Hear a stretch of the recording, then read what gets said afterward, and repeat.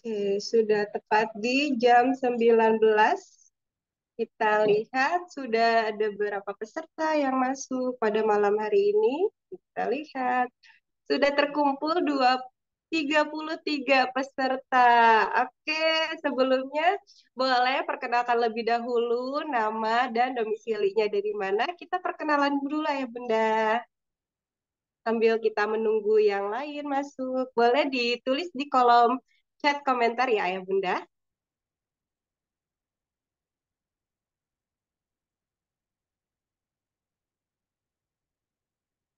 Nah, ada siapa saja pada malam hari ini?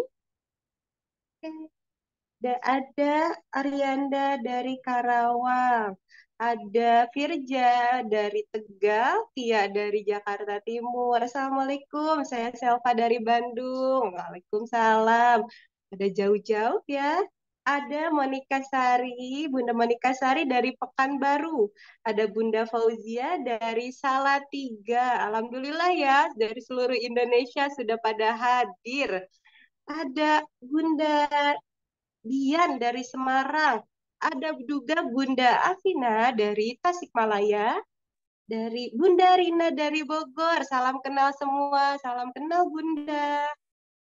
Wah, sudah cukup ramai ya. Malam hari ini kita sudah siap bersama-sama berkumpul untuk menambah keilmuan kita.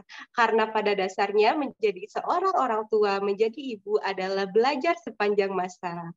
Ya, malam ini kita akan belajar bersama-sama. Ada ayahnya juga tuh sudah muncul. Nih, ada Bunda Melati dari Bandung. Halo Bunda. Ada Bunda Septi dari Cibubur. Assalamualaikum. Iya, siapa lagi? Oke, kita lihat sudah makin ramai lancar. Sudah makin banyak ya. Hmm. Ada Ini ada Bunda Vika dari Tangerang, ada Bunda Yohana dari Tulung Agung, ada ngefasnya sambil jaga di rumah sakit. Iya nih kebetulan lagi live-nya di rumah sakit karena pada ruwet anakku yang kedua lagi dirawat. Jadi mohon maaf dengan segala keterbatasannya ya, kita sama-sama tetap belajar. Ada Felis dari Probolinggo, Resti dari Jakarta, Bunda Safitri dari Kebumen, Bunda Ririn dari Karawang, Bunda Ria dari Cilengsi.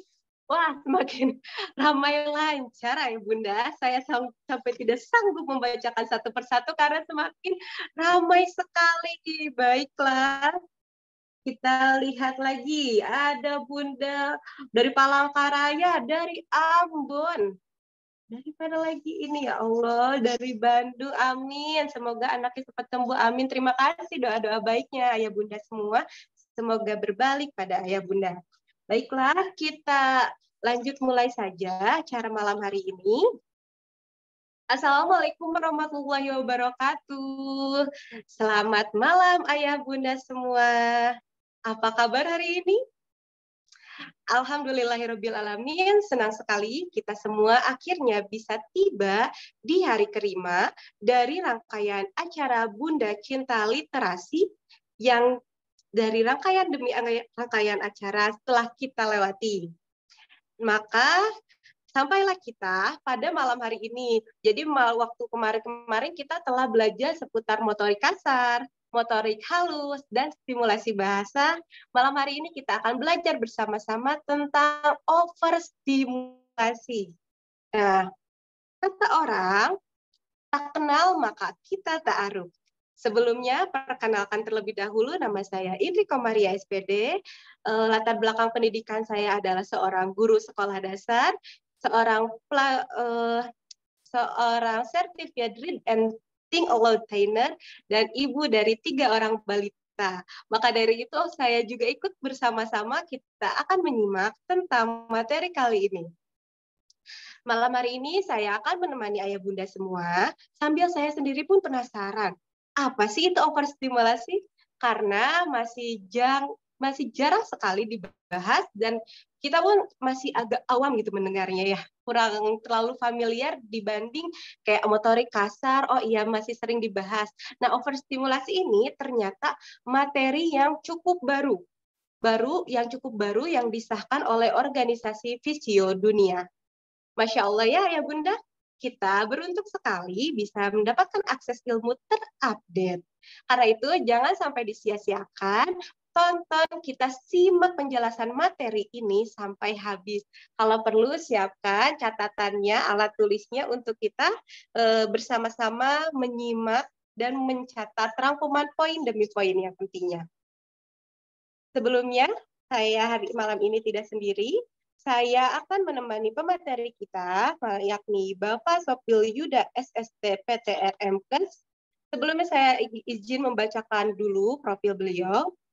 Beliau merupakan seorang praktisi dan akademisi fisioterapi anak, dosen fisiologi di Universitas Muhammadiyah Sidoarjo, dan founder dari Marvel Kids, yakni sebuah rumah sakit terapi anak berkebutuhan khusus yang mempunyai beberapa cabang di berbagai daerah, di antaranya Jombang, Sidoarjo, dan Surabaya.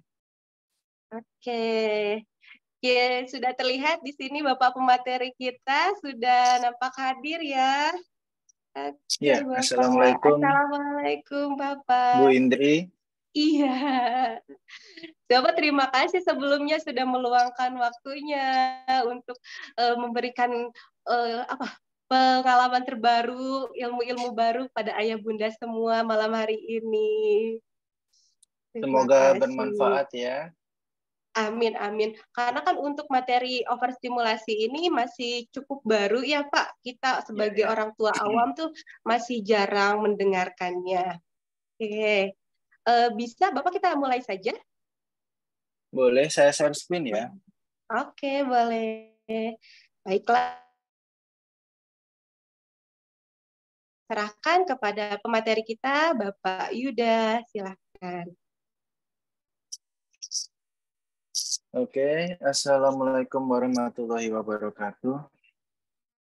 Sebelumnya saya ralat dulu ya, Marvel Kids bukan rumah sakit, jadi kami adalah pusat terapi. Jadi di dalamnya ada banyak disiplin ilmu, tapi bukan rumah sakit. Ada fisioterapi, psikologi, sama terapi bicara. Jadi dalam perjalanannya yang kita tangani banyak sekali kasus yang hubungannya sama overstimulasi. Nah, overstimulasi sendiri ini erat kaitannya ya, parents, tentang overstimulasi dan sensori. Ini erat sekali kaitannya. Memang anak normal pun juga terdampak dari overstimulasi itu bisa. Tetapi menurut pengalaman kami, anak dengan sensory processing disorder atau disingkat SPD, ini sangat terlihat banget responnya pada overstimulasi. Jadi pada pertemuan kali ini saya ingin parents juga mengetahui kondisi dari SPD agar nantinya yang saya harapkan akan mengarah ke pemahaman tentang respon dari overstimulasi itu sendiri. Gitu. Oke.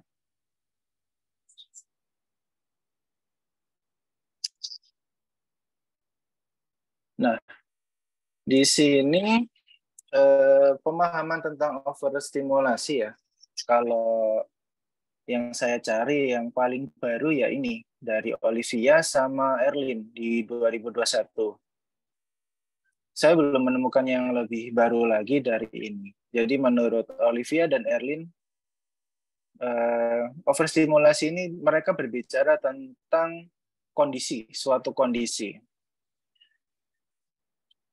Overstimulasi sendiri, nama lainnya adalah sensory overload. Jadi sebuah kondisi di mana kita kesulitan untuk memproses rangsangan sensoris dari lingkungan. Bisa kesulitan, juga bisa nggak sempurna, bisa juga nggak terasa. karena overstimulasi tersebut.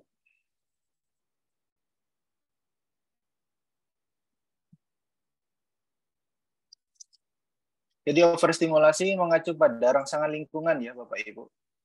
Jadi rangsangan lingkungan dari luar masuk ke kita itu melebihi kapasitas kita dalam memprosesnya.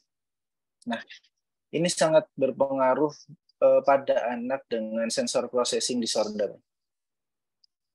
Secara garis besar, anak dengan sensoris processing disorder itu walau hanya dengan stimulus yang sederhana sehari-hari dan sebenarnya bagi kita itu tidak mengganggu, tapi di beberapa anak dengan SPD dia sangat amat terlihat kondisi overstimulasinya. Nah, sensoris processing disorder sendiri secara konkret dan responnya ketika terjadi overstimulasi itu gimana ya? Kita lanjut saja ke slide berikutnya.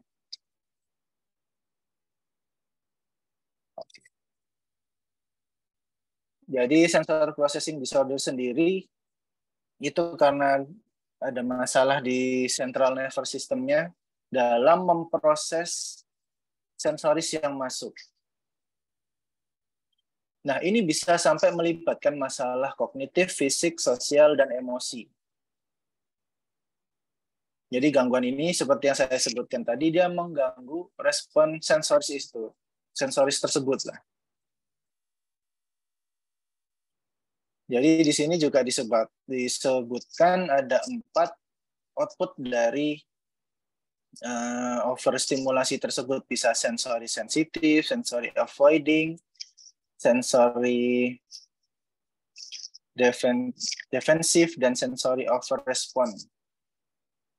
Tapi sebelum kita lebih jauh, tadi kan sudah saya sebutkan tentang rangsangan lingkungan itu masuk ke tubuh kita melalui yang namanya reseptor. Nah, reseptor sendiri dalam tubuh kita itu ada 8 macam.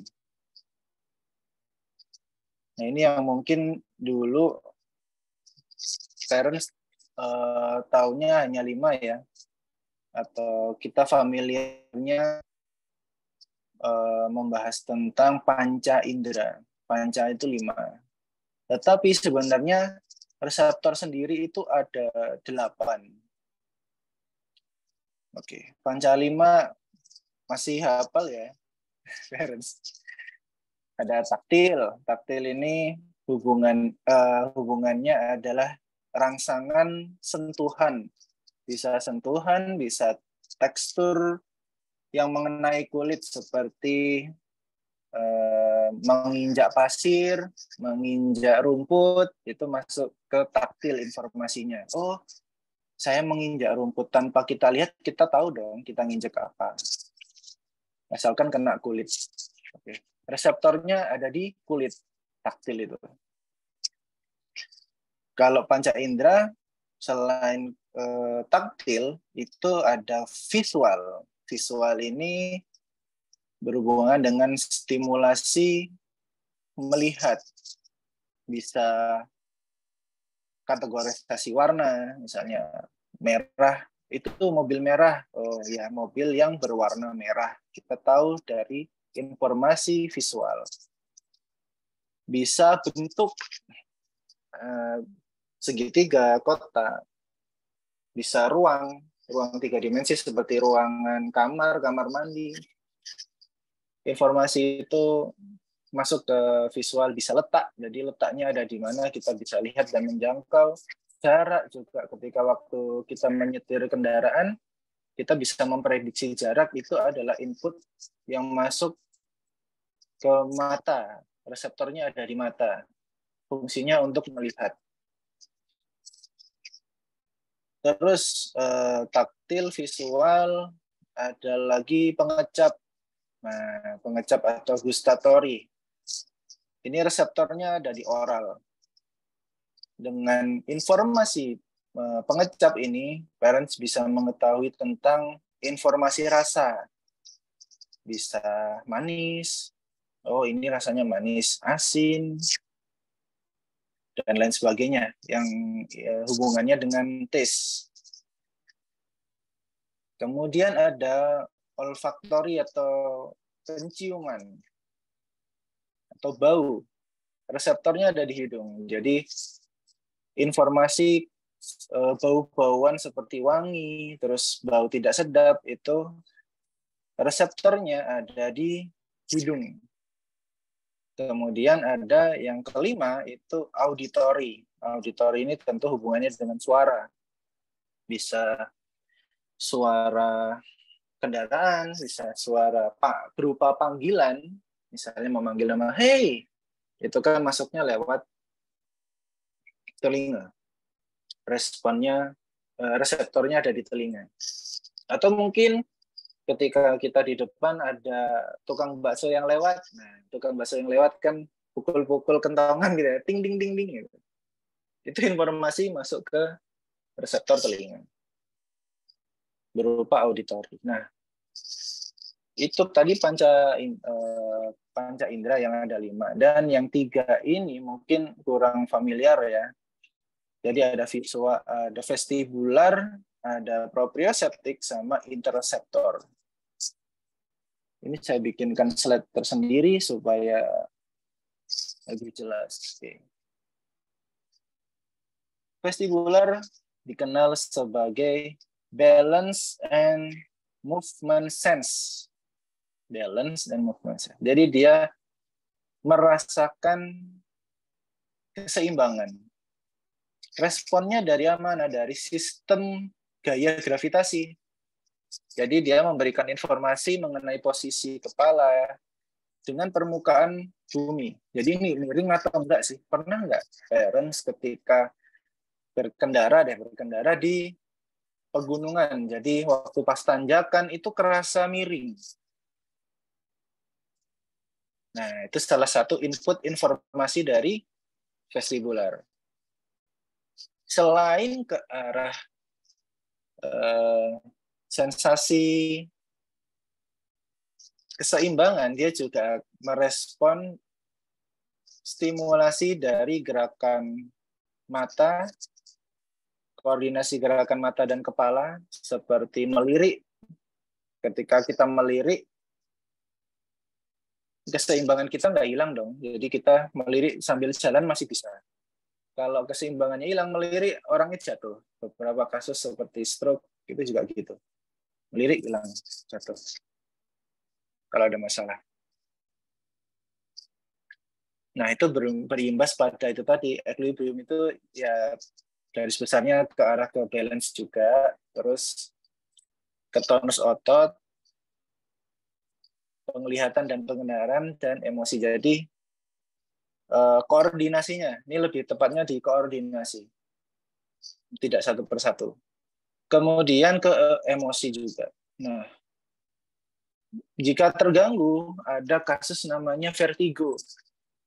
Jadi orang dengan vertigo itu vestibularnya dia bermasalah. Waktu tidur dia nggak pusing, begitu dia duduk, posisi kepala berubah, kokleanya ini nggak bisa menyesuaikan, ambruk bisa, pusing bisa, muter bisa rasanya.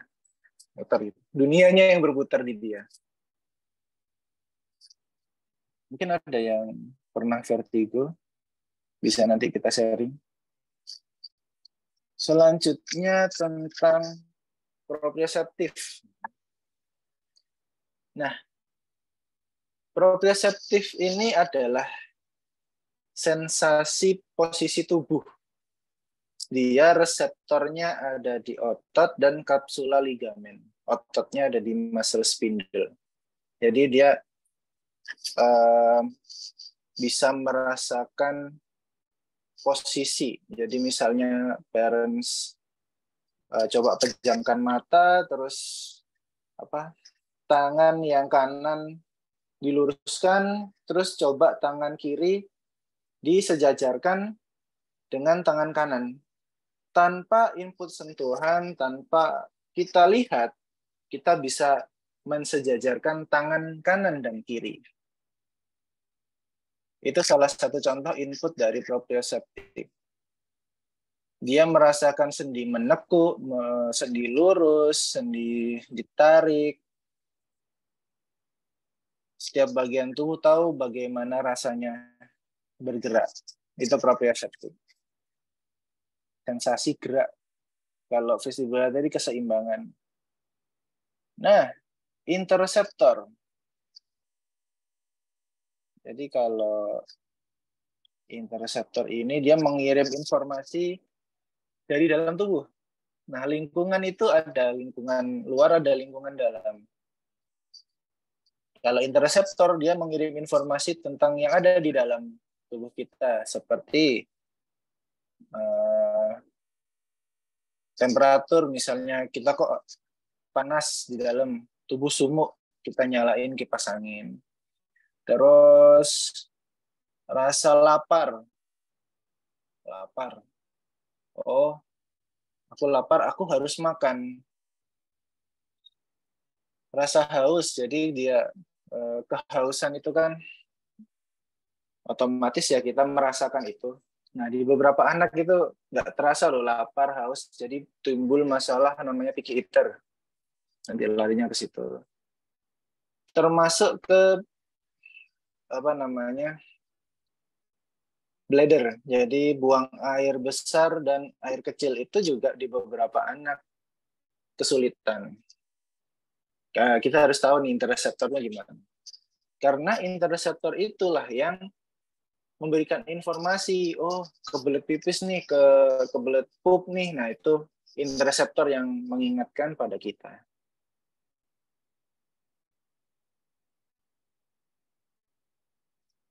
Jadi rangsangan itu diterima atau ditangkap oleh 8 reseptor itu dengan berbeda-beda macam rangsangannya, punya reseptor masing-masing. Jika ada salah satu saja yang bermasalah atau terjadi overstimulasi, ya, itu muncul respon overstimulasi pada satu reseptor itu. Nah, di tempat kami di Marvel Kit, beberapa kasus yang kita tangani itu multiple. Jadi nggak cuma satu reseptor yang bermasalah. Banyak. Visualnya bermasalah, auditori bermasalah, taktil bermasalah, macam-macam. Dan nggak cuma satu, mayoritas bahkan ada yang lebih dari 3. Bisa bayangin nggak tuh? Bingungnya anak dengan respon overstimulasi. Kasihan gitu. Kan itu gawat. Jadi kita harus paham juga ya, parents, tentang penyebab dari sensor processing disorder itu sendiri. Jadi supaya kita bisa menanggulangi SPD. Intinya pada penyebab SPD itu intinya ada 3 fase, parents. Jadi kita ngelompokinnya 3 fase, itu prenatal, terus natal, sama postnatal. Prenatal itu terjadi saat bunda mengandung. Itu hubungannya tentang blueprint, sistem pembentukan, sistem pemecahan, terus pembentukan organ, pembentukan saraf, dan lain sebagainya waktu mengandung. Kemudian fase natal. Fase natal ini saat bersalin. Apakah ada komplikasi? Atau metode melahirkan tertentu kayak sesar bisa, terus usia kehamilannya, waktu lahir kayak gimana? Kurang atau kayak prematur gitu? Kan kurang. Berat bayinya gimana? Atau adakah cedera saat bayi itu melahirkan? Itu fase natal. Kemudian fase postnatal, jadi setelah lahir anak tidak terstimulasi dengan tahapan milestone yang tepat, bisa. Kemudian terjadi cedera serius, infeksi, dan lain sebagainya. Kemudian kita kembali lagi tentang verstimulasi ya. Jadi jika terjadi stimulasi yang melebihi kemampuan reseptor kita atau kapasitas reseptor kita, terjadi yang namanya terganggunya sistem sensoris tersebut atau terjadi overstimulasi. Ini ada kutipan yang menarik ya, parents, ketika saya belajar tentang sensori integrasi dari IRS. Ini kutipannya ketika kita membahas overstimulasi ya. Jan IRS saat dahulu kala 1972 nih, dia sudah menyimpulkan tentang rasanya gimana sih. Jadi ketika sensasi itu flow masuk, tidak terorganisir, rasanya itu kayak kita terjebak dalam rush hour traffic jam. Wes macet, ruwet, akeh wong seliweran gitu. Jadi suara itu dari segala penjuru, wah crowded sekali. Jadi waktu itu sudah disimpulkan tentang kembali lagi kondisi. Overstimulasi itu kita berbicara tentang kondisi. Kondisi.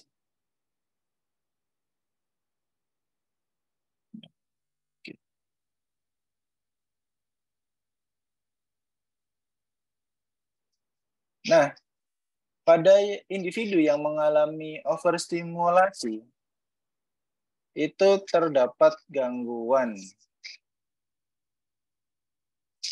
Gangguan ini ada dua teori yang saya masukkan di slide ini, yaitu teori dari Winnie sama Miller. Ada dua teori. Jadi kalau kita mau tahu respon overstimulasi itu kayak gimana sih? Kayak gimana? Jadi respon overstimulasi itu menurut Winnie itu ada 4. Ketika sensoris itu tidak terprocessing dengan baik, muncul yang namanya pertama, sensor seeking. Kemudian sensory avoid. Kemudian sensory sensitif. Yang keempat, low sensory registration. Gitu. Pada anak dengan kasus SPD, dia dengan rangsangan stimulan yang sederhana, itu udah muncul 4 atau salah satu dari tanda itu. Jadi kalau kita orang awam juga, kalau terjadi overstimulasi, orang normal terjadi overstimulasi, ya muncul kurang lebih 4 itu. Kalau menurut Winnie. Nanti yang Miller beda lagi. Tapi intinya ada yang sama, ada yang beda. Tapi 80 saya bisa katakan itu 90% sama. Gitu. Oke, kita mulai dari respon yang pertama ya. Jika terjadi overstimulasi muncul yang namanya sensory seeking. Apa itu sensory seeking? Jadi sensory seeking itu respon mencari sensasi. Jadi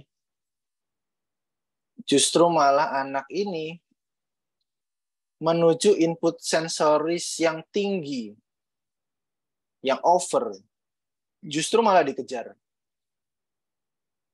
Sensasi ini ya tergantung masuk dari reseptor mana, yang ada 8 itu tadi.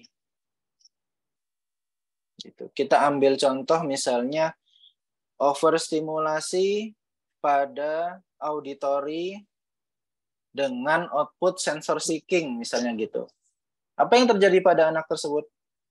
Dia justru malah akan menuju sumber suara, kan auditory ya, sumber suara yang keras. Misal kondangan,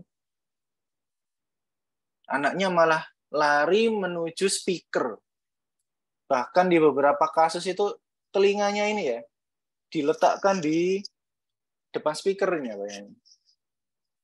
Dia mencari rangsangan yang justru malah over bagi dia. Itu. Terus kayak sensori overstimulasi pada reseptor visual dengan output sensory seeking misalnya. Visualnya justru akan menuju sumber cahaya yang notabene terang. Kalau kita lihat di ruangan gitu ya, di kamar gitu, nyalain lampu, ya udah terang-terang aja kan, biasa aja kita. Tapi untuk anak yang punya overstimulasi di sensor visual, nggak bisa. Dia pasti lihat lampu itu terus-menerus. Dilihatin. Kalau kita kan biasa aja, ngapain sih dilihat?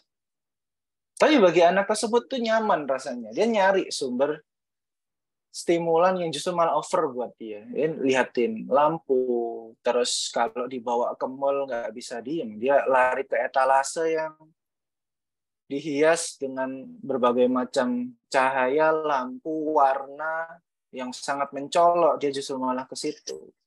Begitu dipanggil mamanya nggak bisa. Ayo, ayo sini dulu. Nggak bisa, dia lari-lari udah. Itu visual.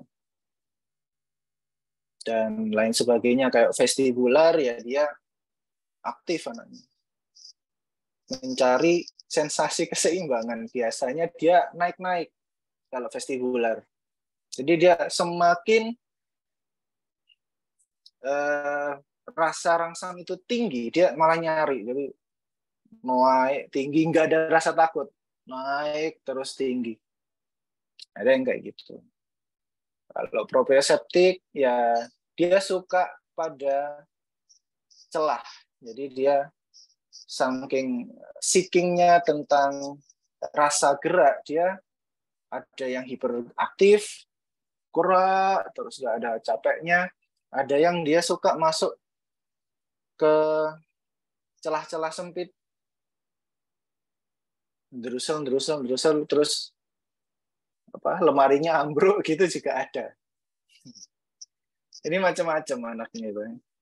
Kalau taktil ya dia nginjek rumput, nginjek pasir nggak mau. Ada juga yang nggak mau pakai sendal, macam-macam. Itu ya, itu sensor seeking, dia mencari ke sensor yang justru malah over, dia nyari karena rasanya nyaman buat dia. Oke, yang berikutnya avoid, dia menarik diri dengan cepat. Menarik diri, misalnya problem overstimulasi pada reseptor auditory dengan output sensory avoid. Dia nggak suka di tempat yang crowded, jadi kerumunan itu nggak suka. Pasti dia pergi, menghindar. Dia menghindar dari kerumunan. Dia nyari tempat yang sepi, nggak banyak orang. Dia nyaman di situ. Avoid, dia menghindar dari rangsangan itu. Terus kalau di pengecap ya, perasa itu tadi ya, gustatory, biasanya anak itu juga menghindari rasa-rasa tertentu. Akhirnya muncul apa namanya picky eater, jadi milih dia. Apalagi sudah punya kognitif ya, anak yang sudah punya kognitif kan dia bisa milih mana yang dia suka, mana yang enggak. Ya, dia milih makan yang dia sensornya bisa masuk aja. Yang lainnya nggak mau. Jadi terbentuk anak dengan picky eater karena dia menghindar itu. Jadi tergantung ya parents. Jadi tergantung 8 sensor itu macam-macam, dan kalau yang Marvel Kids sering tangani itu yang multiple, ini nggak cuma satu. Kita beralih ke sensori sensitif. Nah, ini mirip sama avoid. mirip. Tapi bedanya kalau dia sensori sensitif, dia nggak cuma menghindar, ya parents. Nggak cuma menghindar, bahkan muncul yang namanya rasa takut berlebihan, terus rasa kecemasan yang berlebihan sampai ke panik.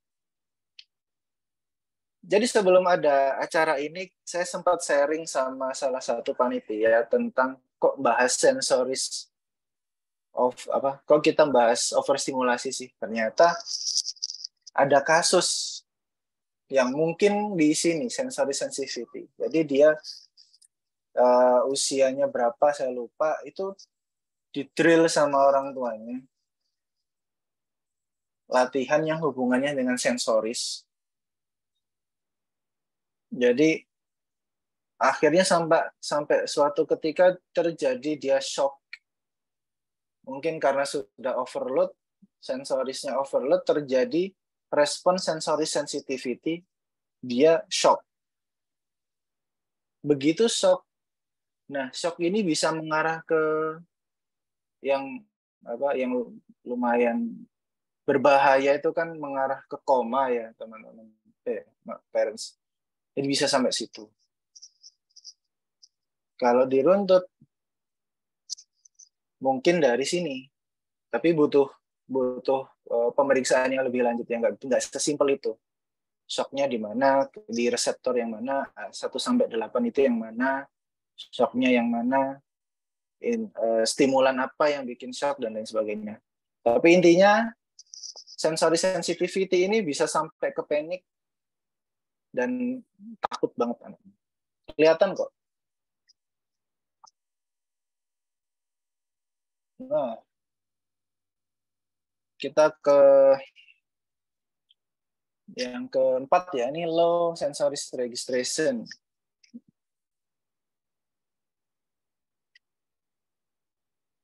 Nah, ini bedanya sama sensory seeking, dia merespon dengan pasif. Justru cenderung tidak responsif. Jadi overstimulasi pada reseptor auditory gitu ya. Auditory dengan output low sensory registration. Justru anak ini dipanggil nggak bisa. Padahal kan inputnya auditory. Nggak seeking, nggak takut, nggak notice. Dipanggil harus berkali-kali. Misalnya siapa? Si A gitu dipanggil A gitu. Ya nggak noleh. Jadi ya cuek anaknya. Itu kalau yang saya contohkan kalau di auditory. Misal reseptor taktil, terjadi overstimulasi pada reseptor taktil dengan respon low sensory registration. Anak ini kalau punya masalah di situ, biasanya ketika dia jatuh, lututnya tuh luka bercucuran, gitu. Darahnya keluar gitu.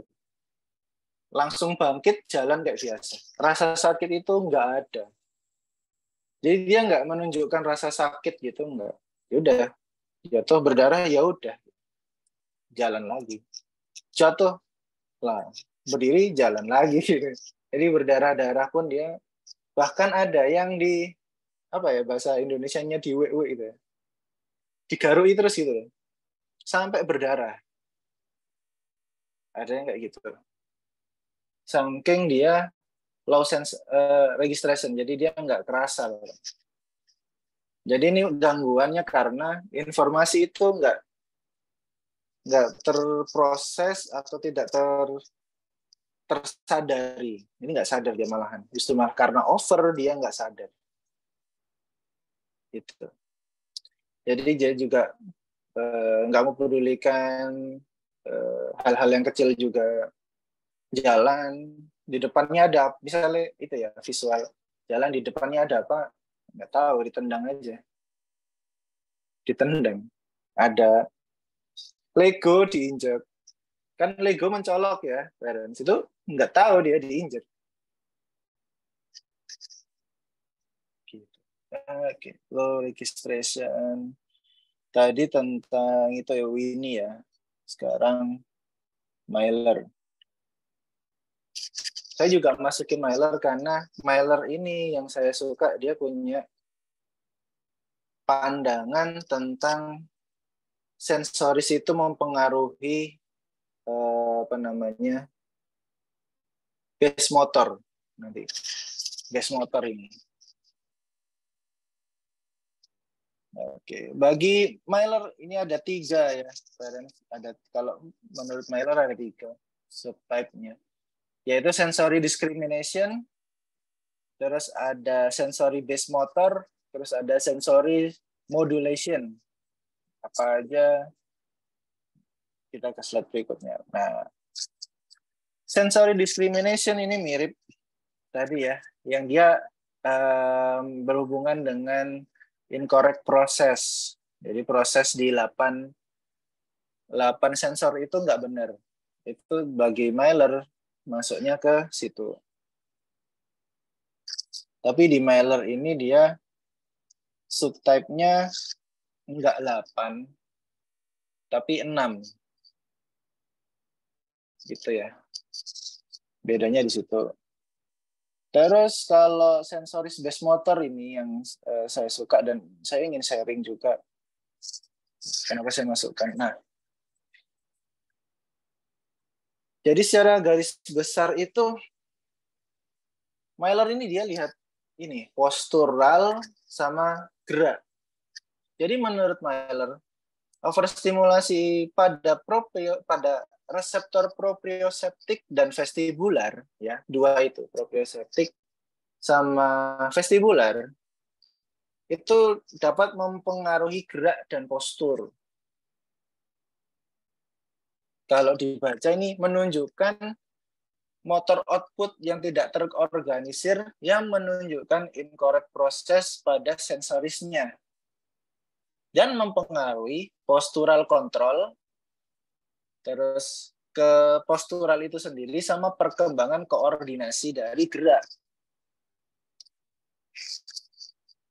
Menurut dia ada 2 subtype-nya, yaitu dyspraxia sama postural disorder. Kalau dyspraxia ini tentang perencanaan gerak. Motorik halus ya iya, motorik kasar juga iya. Dyspraxia yang pasti koordinasinya bermasalah dalam perencanaan gerak. Contoh, anak nggak bisa, kesulitan sih lebih tepatnya, kesulitan di olahraga. Jangan-jangan dia ada gangguan perencanaan gerak gitu. Misalnya sport itu kan menggiring bola itu sulit loh. Menggiring bola pakai kaki lagi. Beberapa anak itu sulit banget. Karena perencanaan geraknya dia terbatas. Bingung gitu.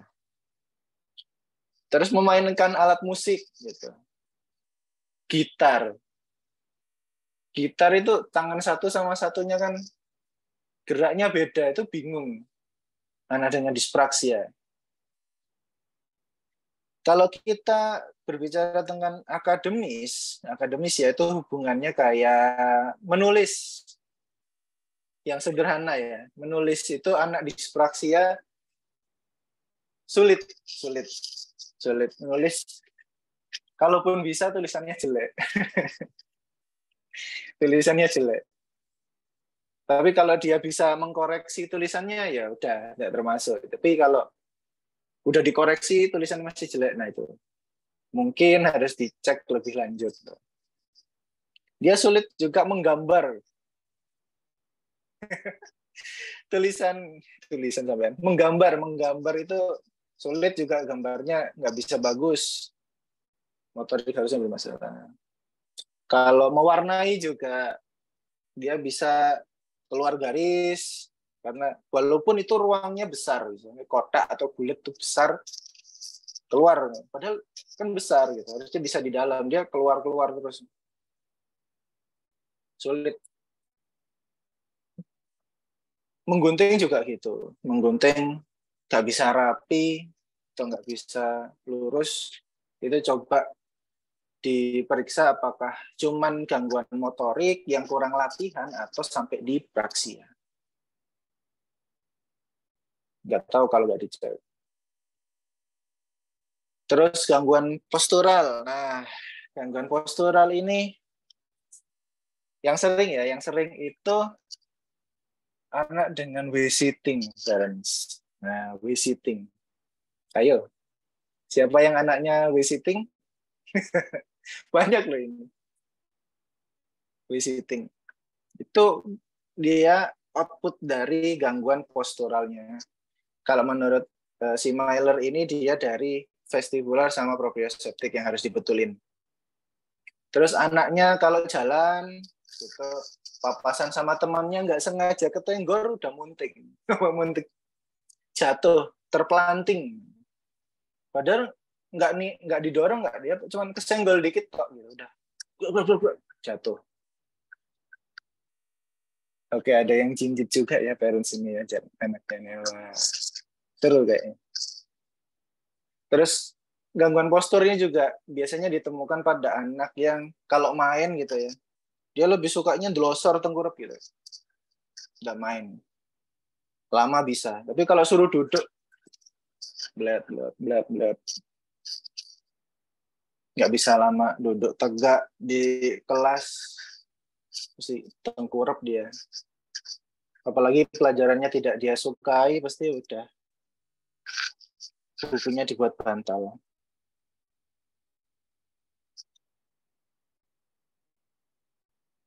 Oke, tadi yang hubungannya itu. Kalau yang ini sensory modulation, yaitu tadi ya, sensory responsive. Under responsive seeking. Kalau di Myler kalau di Myler over responsive ini sama kayak avoiding sama sensitif. Cuman bagi Myler dijadikan satu. Gitu. Under responsive sama kayak low registration gitu ya teman-teman. Parents.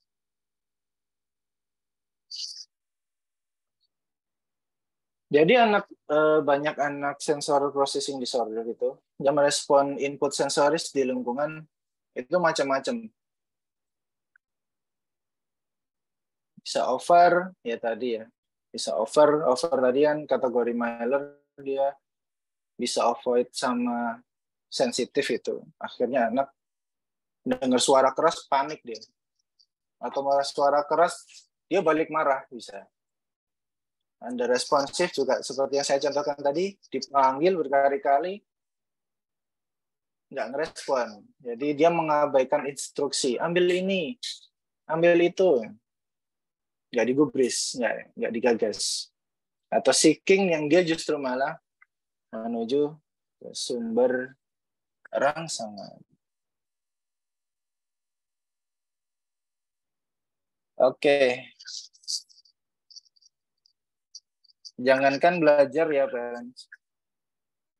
Bermain saja bagi anak SPD itu sulitnya bukan main. Dengan hanya bermain saja bisa terjadi overstimulasi. Kasihan banget. Karena memang banyak masalah ya, kayak di body awareness-nya, hubungannya dengan proprioceptik itu tadi, rasa gerak. Jadi dia nggak sadar tentang gerak tubuhnya di body awareness-nya. Terus balance, kalau vestibular, touch, itu ke arah taktil. Nah, semua itu kan nanti output-nya ke arah social participation. Jadi, bagaimana dia menyikapi lingkungan sosialnya. Jadi, kalau dia disentuh aja sensitif gitu, kan apa-apa jadi moody gitu. Ketemu temannya salim aja dia nggak mau. Apalagi dipeluk. Bahkan beberapa anak dengan SPD itu dipeluk oleh orang tuanya saja dia tidak mau. Marah dia. Padahal orang tuanya ya. Kasian banget. Nah, kalau Robert ini dia sering menemukannya kesulitan bermain pada anak usia 5-7 tahun. Berarti dia dalam fase ini kan sudah punya kognitif anaknya. Atau mau ke arah atau sedang berlangsung yang namanya pre-akademik. Lagi seneng-senengnya main. Lagi seneng-senengnya 5-7 tahun kan lagi seneng-senengnya main yang punya konsep gitu. Apalagi sama teman-temannya ya. yang ada peraturannya gitu udah 5 sampai 7 tahun seneng banget. Kayak apa? Sembunyi-sembunyi hit and seek, bahasa kerennya. Kompak sodor itu kan sudah ada aturannya. Inkle, outbound gitu sudah 5 sampai 6 tahun kan harus ada kerjasama dan lain-lain. Itu kesulitan banget. Nah, ini sama ya. Dia sulit. Dalam bermain aja sulit.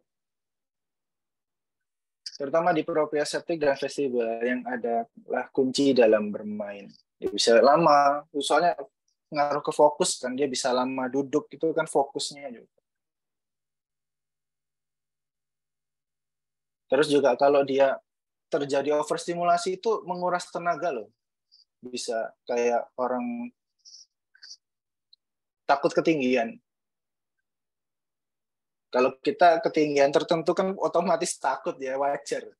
Iya dengan apa ketinggian tertentu aja udah naik gitu udah gemeter.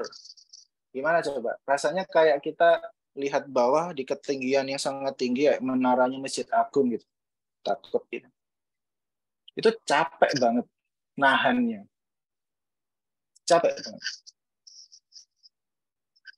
Dengan menguras banyak tenaga kan otomatis juga ke arah moodnya juga akhirnya dia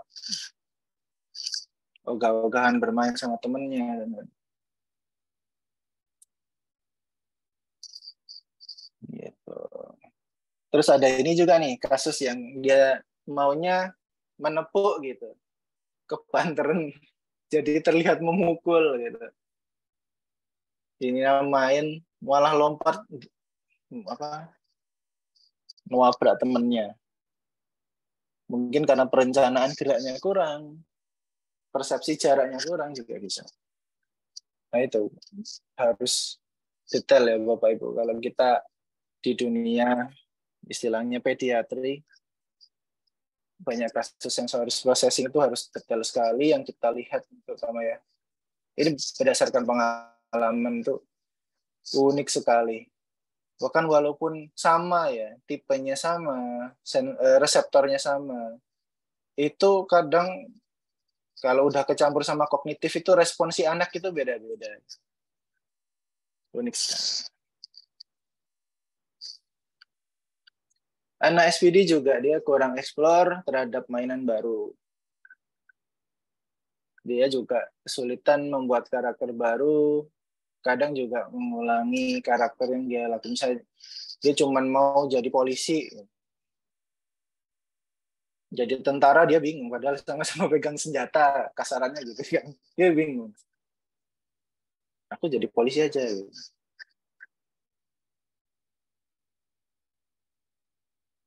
Inisiatifnya itu, ya itu inisiatif sama eksplorasinya kurang kan. Jadi kesulitan dia. Terus tidak cukup percaya diri dalam mencoba hal baru, dan dia hanya apa namanya memuaskan keinginan sensorisnya aja, sensoris seekingnya aja. Ini apa nih? Ada mau tanya langsung atau nunggu selesai? Tinggal satu slide sih. Bebas. Enaknya gimana? Urutannya. Dilanjutkan, kita selesaikan materi dulu aja, Pak. Oke. Nanti pertanyaan setelah materi. Siap. Jadi anak dengan gangguan sensoris ini bisa sampai memiliki permasalahan perilaku dan kadang terlihat melakukan aktivitas berulang. Nah, aktivitas berulang ini sampai di level kayak dia suka sama sesuatu yang berulang bisa. Jadi kayak dia suka melihat kipas angin, muter gitu, diliatin, seneng banget. Terus kalau anaknya suka sama air, dia buka keran itu kan terus keluar air ya. Ya udah, dibuka-buka aja diliatin. Itu kalau dispenser itu dibuka itu sampai banjir biasanya di Marvel. Dibuka diliatin. Suka sesuatu yang berulang. Mainan mobil kadang sing dibuat main itu rodanya. Nggak dibuat main mobil ngeng gitu. Rodanya diputar. Bahkan di beberapa anak punya emosi negatif yang berlebihan dengan tujuan untuk mendapatkan apa yang dia inginkan. Sampai tantrum luar biasa. Tantrum ini kalau sampai di masalah perilaku, dia bisa sampai membenturkan kepala ke tembok. Cuman mau keluar dari ruangan. Padahal di situ juga bermain. Bisa menggigit. Menggigit ini nggak cuma gigit orang ya, orang lain maksudnya. Dia juga gigit dirinya sendiri. Digigit. Ada yang gigit lidah juga sampai berdarah, itu bisa sampai kayak gitu. Ada yang berteriak, jerit, terus merusak barang, dilempar-lempar. Ya, dinamikanya seperti itu. Anak dengan gangguan sensory processing disorder dengan output overstimulasi. Oke. Kurang lebihnya itu yang bisa saya sampaikan, Bapak Ibu. Oke. Ada yang mau ditanyakan?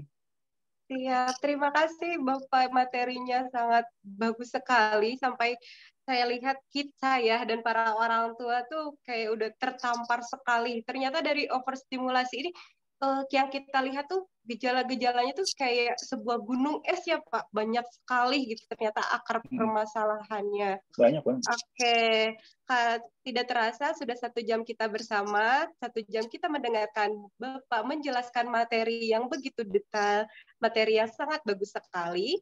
Oke, selanjutnya saya beri waktu untuk Ayah Bunda bertanya. Di sini sudah ramai sekali di kolom chat, tapi saya beri kesempatan untuk Ayah Bunda yang bertanyanya di raise hand dulu ya, di raise dulu. Kita untuk yang bertanya raise hand boleh di angkat tangannya. Oke, sudah banyak sekali. Boleh yang angkat tangan. Saya pilih dari yang pertama ya. Nanti boleh dibuka kameranya sama mic-nya. Oke, dipersilakan kepada Bunda Elisa. Boleh Bunda Elisa dibuka mic dan suaranya dan kameranya. Dan Bunda Elisa, apa sudah siap? Wah, banyak sekali Bapak, ini kita kayaknya 2 jam tidak akan cukup ya ternyata. Ramai sekali, soalnya jadi kayak pertanyaan pada semua Ya. Bunda. Oke, Bunda Elisa sudah siap? Apa mau Terima ada yang kasih, lain? Oke. Bun. Iya. Izin on cam karena sama anak kecil. Oke, iya tidak Yang apa-apa ingin Bunda. saya tanyakan, gimana cara mengatasi anak yang tantrumnya berlebihan? Kayak tadi tuh, anak saya itu sempat tantrum itu nangisnya sampai membenturkan kepala. Cuma kan ada teori yang bilang, kalau anak nangis itu dibiarkan, biar tidak manja-manja. Kalau ingin sesuatu sampai nangis kayak gitu, itu dibiarkan saja, biar itu tidak mengulangi kejadian itu lagi. Misal besoknya minta apa gitu, Pak. Pas dia nangis, kalau seumpamanya kita mengabulkannya, besoknya bakal kayak gitu lagi. Bagaimana dengan teori seperti itu? Terus yang tadi itu sempat materi yang awal, anak yang apa namanya ya, sensorinya terganggu, dia itu tidak mengenal rasa kebelet pipis atau kepengen pup. Itu gimana ya mengatasinya? Soalnya anak saya sudah cukup lama, dia itu kalau disuruh mau pipis tidak gitu, tapi dia itu akhirnya ngompol di celananya. Itu sekarang umur 3 tahun setengah. Ditanyain kan biasanya sudah bisa komunikasi, tapi dia tetap bilang apa dia itu tidak sensorinya terganggu atau emang anaknya itu apa ya, suka bercanda atau karena fokus main jadinya tidak mau gitu. Jadi rasa Dua itu Pak. Terima kasih. Terima kasih Bunda. Bapak. Langsung saya jawab ya. Langsung ya. Ya. Oke. Tantrum. sebenarnya untuk mengendalikan emosi anak itu memang dibiarkan dia nangis itu sudah benar. Cuman kalau anak itu sampai attack dia nyakitin diri dan lain-lain, dibiarinnya itu bukan kita tonton terus dia kepalanya dijodotin ke tembok gitu, bukan. Enggak kita liatin gitu, bukan. Jadi kita hold. Kalau di kita, di Marvel kita kan ada tim psikologinya, Bu. Jadi tantrumnya tuh kenapa dulu? Kita harus cari tahu. Terus kalau dia sampai seperti itu, kita harus peluk. Dengan memeluk kita bisa protek dia, tapi kita tidak merespon baik secara verbal dan pokoknya kita diem, kita amati, terus kita peluk aja, kita hold, biar dia nggak menyakiti diri. Itu pasti ada fase calm down-nya. Waktu calm down dia, baru kita masuk. Terus tadi apa? Kebelet. Berarti yang low. Nah, kalau toilet training ya, kita ngomong toilet training kan itu. Ada masalah penyerta nggak anaknya? Misalnya kayak gangguan komunikasi, speech delay gitu. Halo? Iya. Soalnya banyak anak yang speech delay, dia memang kesulitan untuk mengutarakan. Tetapi bedanya dengan anak yang nggak punya yang low regis sama interceptor itu, anak speech delay ini menunjukkan respon ketika dia kebelet. Kayak beberapa anak dia mojok, Bu, mojok. Oh, orang tuanya tahu ini mau pup nih gitu. Ada yang cengir-cengir gitu. Waktu sambil jongkok gitu. Oh, kamu pup ya? Tapi dia nggak bisa ngutarain, atau nggak ada respon sama sekali terus keluar. Itu beda. Jadi anaknya ya, kalau pemeriksaan itu ya, jadi kalau pemeriksaan itu memang saya pribadi harus lihat anaknya, terus ada jangka waktu untuk mengobservasi, menganalisa, sama memeriksa reseptornya. Gitu. Kalau di Marvel itu sekitar 30 menit baru kita bisa banyak menyimpulkan. Itu pun nggak bisa langsung detail. Jadi butuh beberapa pertemuan lagi untuk home programnya biasanya. Tapi sudah program itu kita kerucutkan. Ini gitu. Itu 30 menit. Kalau tanya jawab ini nggak lihat anaknya, ya faktornya banyak sekali biasanya. Gitu. Mungkin ada yang mau ditanggapi, Ibu. Siapa tadi? Elisa. Untuk anaknya itu, untuk masalah yang interseptor itu, dia itu menunjukkan reaksi. Cuma waktu ditanya itu kayak takut, ndak gitu. Ndak mau, bukan. Tapi nyatanya emang dia itu kayak lagi nahan. Gitu. Oke, mungkin kalau itu bukan. Anaknya ndak mau. Kalau saya lihat kalau kayak gitu dia nunjukin tanda, bukan interseptor. Itu masalah pemahaman aja, terus harus diajarkan berulang, konsisten. Pasti bisa kok kalau paham anaknya. Baik. Ya. Bagaimana Bunda Erika, sudah cukup? Ya, terima kasih. Cukup. Terima kasih. Semoga bermanfaat ya. Bunda semangat selalu. Kita lanjut ke pertanyaan yang penanya kedua, yang resen kedua tercepat, yaitu Bunda Winda Kamarati dari Boyolali. Silakan Bunda di open kamera dan buka mic-nya. Maaf off cam ya, lagi nggak enak badan. Oh ya, semoga cepat sembuh Bunda. Terima kasih sudah menyempatkan mencari ilmu dalam kondisi seperti ini. Ya, Oke, silakan Bunda dilanjutkan.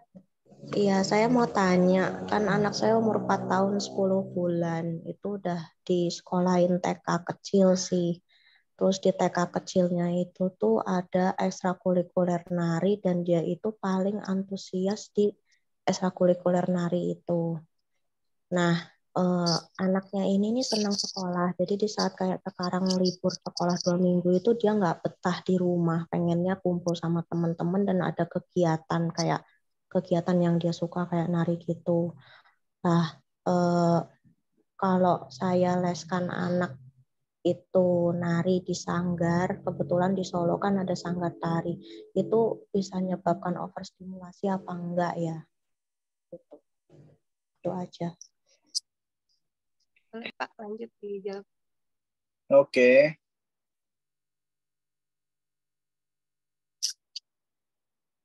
Oke, dia itu kan seneng ya, berarti sudah punya ketertarikan di gerak mungkin.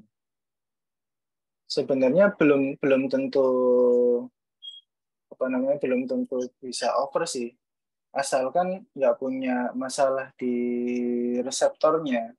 Biasanya anak yang punya masalah di reseptor itu tumbuh kembangnya juga ada masalah.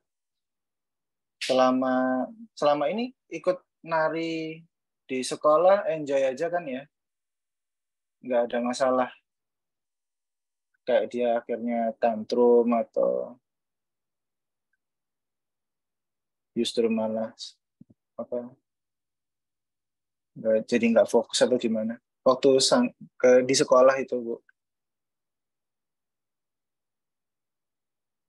Halo, Ibu siapa Halo tadi? Bunda, Sion. Kalau selama ini di sekolah gimana?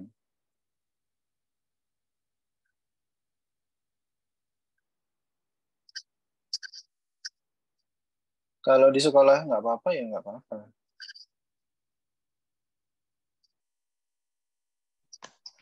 Kalau di sekolah itu dia kalau bosan sama pelajaran apa namanya yang kayak duduk lama mewarnai kayak gitu dia pindah ke kelas kakak tingkatnya yang lebih interaktif gitu loh. Jadi anak aku itu lebih senang sama kegiatan yang interaktif dan gerak daripada sama pelajaran yang eh, berdiam di kursi terus sambil mewarnai atau apa membaca menulis kayak gitu dia nggak betah lama duduk di kursi senangnya yang gerak. Hmm.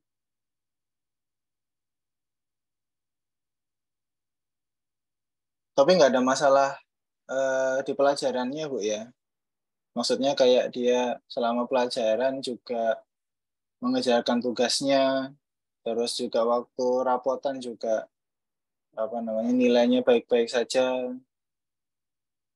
Karena kalau kita ngomong eh, ke arah sensor seeking, ya ini sesuatu yang yang lebih ke abnormal sih. Jadi nggak ada tujuan tujuan konkretnya kayak tadi yang saya contohkan ada speaker keras dia justru malah lari ke situ dengerin gitu. Kalau dia masih punya tujuan yang konkret, kalau dia seneng terus komunikasinya dia bisa menyatakan saya senangnya kenapa gitu. Saya rasa nggak sampai sih overstimulasi. Toh juga nari berapa jam sih Bu? Selama anaknya normal-normal aja, tumbuh kembangnya normal, saya yakin nggak ada masalah sih. Nggak sampai.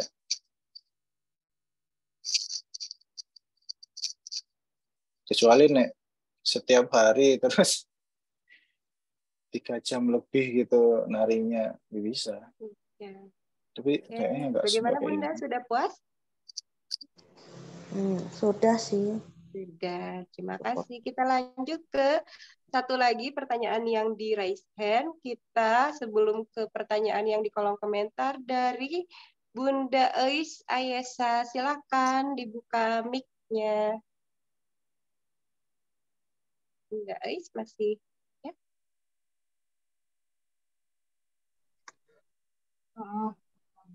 Assalamualaikum. Oke, Waalaikumsalam. Waalaikumsalam. Maaf, off-cam karena sedang pumping. Oke, tidak apa-apa. Maka silakan Bun. Eh, Perkenalkan, nama saya Eis. Saya ingin bertanya karena saya ini kan ibu baru. Anak saya baru usia 4 bulan. Sebenarnya saya lagi excited banget untuk menstimulasi anak melakukan checklist terhadap tumbuh kembangnya. Cuman mau yang saya tanyakan, sebetulnya apa yang menyebabkan anak itu overstimulasi? Apakah memang misalnya terlalu banyak kegiatan yang stimulus jadi overstimulasi? Dan sebetulnya berapa tahun anak terlihat dia overstimulasi? Udah segitu aja, terima kasih. Oke, siap. Terima kasih Bunda Ais. Mangga Bapak silahkan. Oke.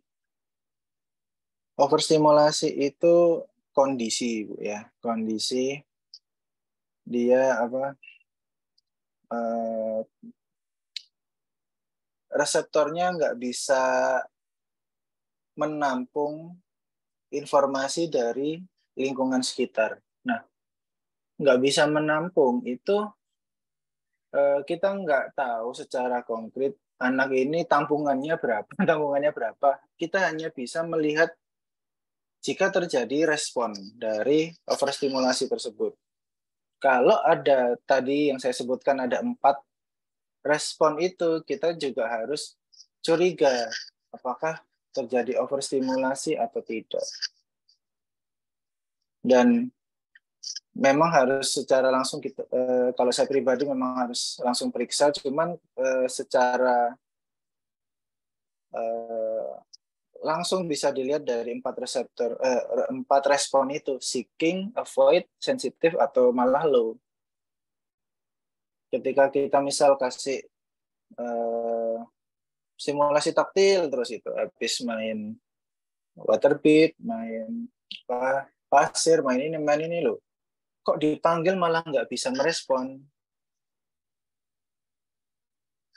Misalnya Putri gitu, dia main Putri dipanggil main terus nggak merespon bundanya. Mungkin kelebihan yang kita berikan bisa. Jadi lebih ke melihat tandanya gitu. Tadi pertanyaan selanjutnya apa ya? Apa itu over stimulasi, terus melihatnya gimana, terus Berapa tahunkah terlihat tanda-tanda dari anak itu terlihat overstimulasi dari usia berapakah? oh, di bawah 1 tahun bisa. Tandanya adalah lompatan dari step tumbuh kembangnya bisa. Misal anak ketika usia 3 bulan kalau nggak salah itu dililing kan umumnya merespon, kontak matanya merespon. Ini dia dililing, diajak cilubak, nggak ngelihat orangnya, itu bisa tanda-tanda. Terus anak merangkak yang dalam tumbuh kembang itu kan harus ada step merangkak. Ini di beberapa anak nggak ada, dia habis biasanya berguling, terus rambatan, habis itu terantanan, jalan. Itu bisa juga ada masalah di reseptornya. Cuman nggak semua anak yang nggak merangkak ya, karena nggak merangkak pun juga ada yang nggak masalah. Jadi banyak faktor sih Bu, nggak bisa satu ini langsung jadi masalah gitu, nggak harus dilihat detail. Gitu. Oke.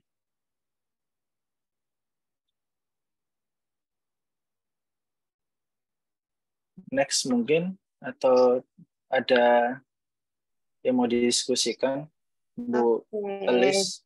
Berarti ya, terima kasih, seru sekali ya Pak ya. Jadi sampai sejauh ini yang saya simpulkan tuh, yang saya simak itu para bunda dan ayah di rumah tuh sebenarnya masih miskonsepsi antara overstimulasi ini sendiri ya. Jadi kebanyakan orang tua tuh yang menyimpulkan overstimulasi adalah dari kayak kelamaan waktunya menstimulasi, atau misalnya terlalu banyak diberikan permainan, atau tadi kata bundanya bisa diberi les tambahan, menyebutkan overstimulasi. Jadi masih ada miskonsepsi apa ya, ya terkait hal itu gitu ya.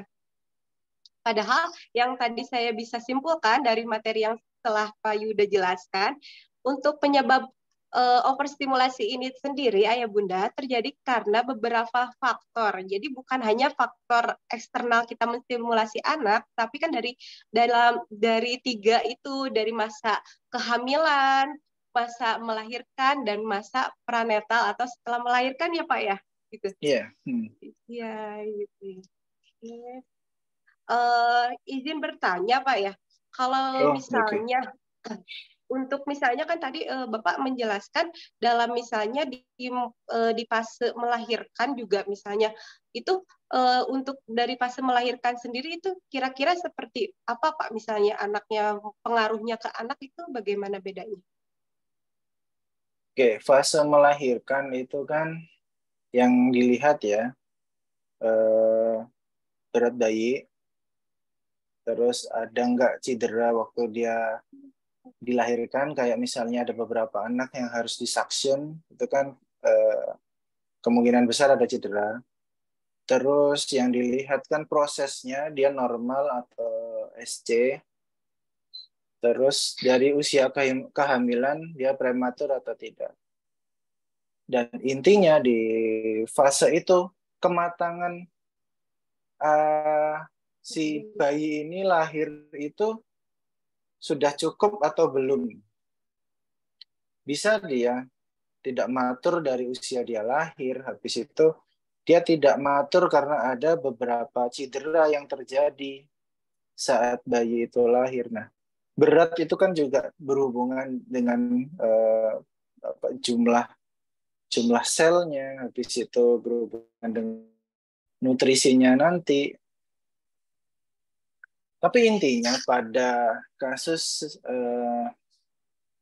terjadinya overstimulasi itu intinya ada di kekuatan reseptor masing-masing.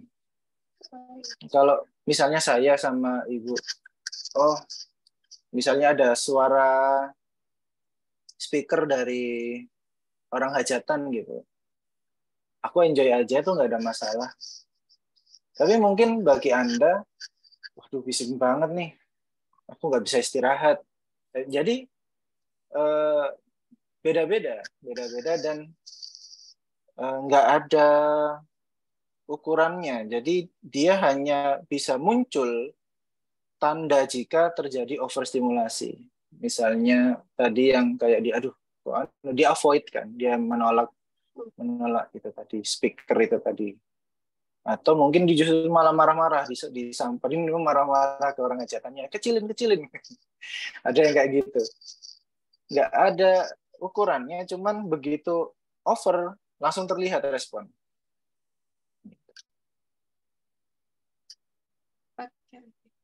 Jadi tadi kan misalnya salah satunya misalnya dengan suka mendengarkan suara yang keras, tapi untuk untuk kalau yang misalnya anak yang kurang respon juga ya berpengaruh ya Pak ya?